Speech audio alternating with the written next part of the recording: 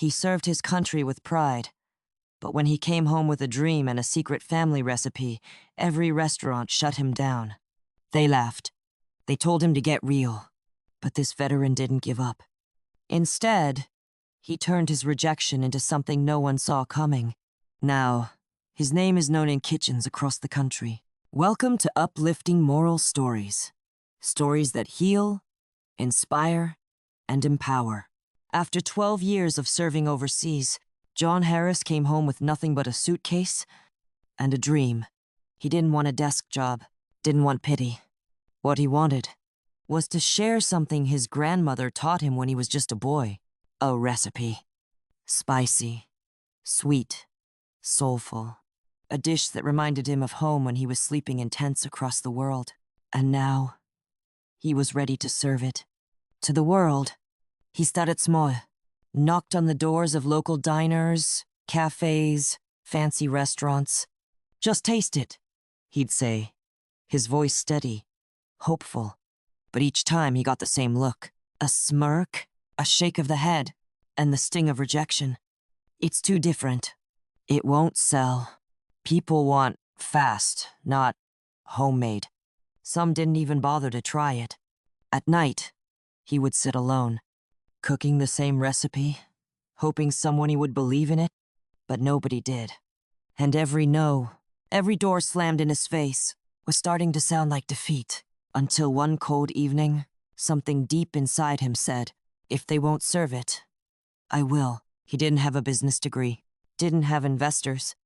What he had was a dream, and a little bit of savings. So when he saw the rusty old food truck for sale, he didn't see what it was.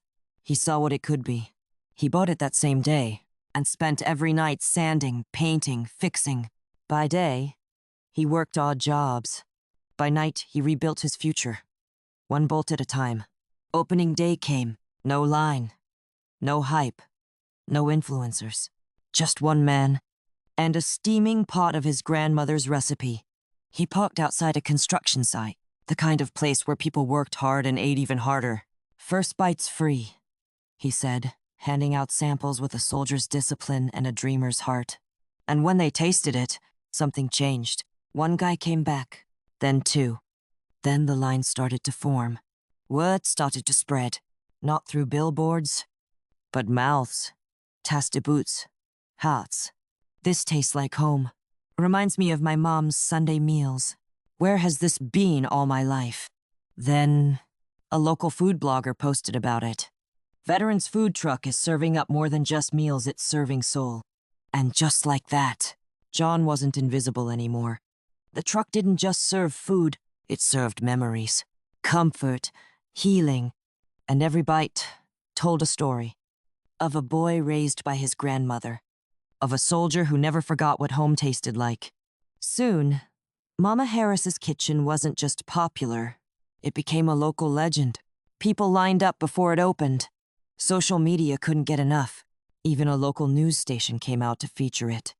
But then, a black SUV pulled up, and out stepped someone John hadn't seen in years.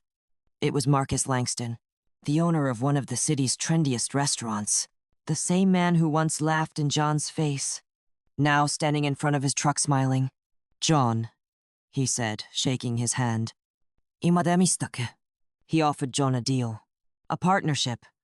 A chance to take the recipe to stores nationwide. John listened. It was tempting. Fame. Money. Expansion. But something in Marcus's tone still felt off. Like he didn't care about the story, only the sales. John sat at his kitchen table that night, heart full of questions. He thought about the truck, the people, the mission.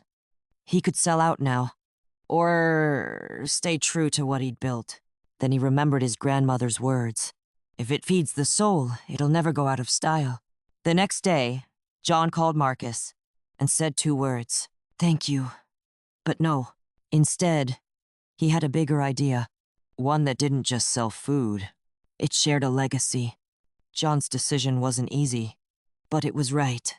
Instead of selling his dream to someone else, he decided to take it to every home in the country, not just as a food truck, but as a movement, a business that honored the past and served the future.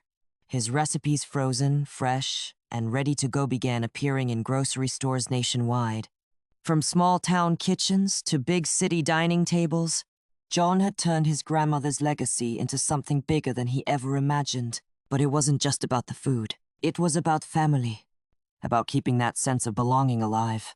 John passed down everything his grandmother taught him, and now his son stood beside him learning the same lessons of hard work, love, and tradition. The man who once had nothing but a dream now had a family business, a legacy, and a future that was built on something real.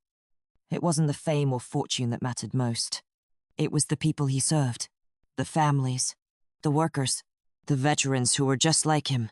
And in a twist of fate, a full circle moment, John found himself serving meals to the very people who understood him the most. The veterans, who gave everything for their country, just like he did. This wasn't just a food truck anymore. This was a symbol of resilience, of fighting for your dream, of never giving up. John's story reminds us all. Success doesn't come from the easiest road or the quickest deal. It comes from staying true to who you are, no matter how many times you hear no. It's about building something that's bigger than you, something that lasts, a legacy. So, the next time someone tells you your dream is impossible, remember John Harris. And remember, it's never too late to serve up something great. If you've been inspired by John's journey, don't forget to like, subscribe, comment, and share this uplifting story with someone who needs to hear it. And make sure to subscribe for more powerful stories that will uplift, inspire, and motivate you to chase your own dreams.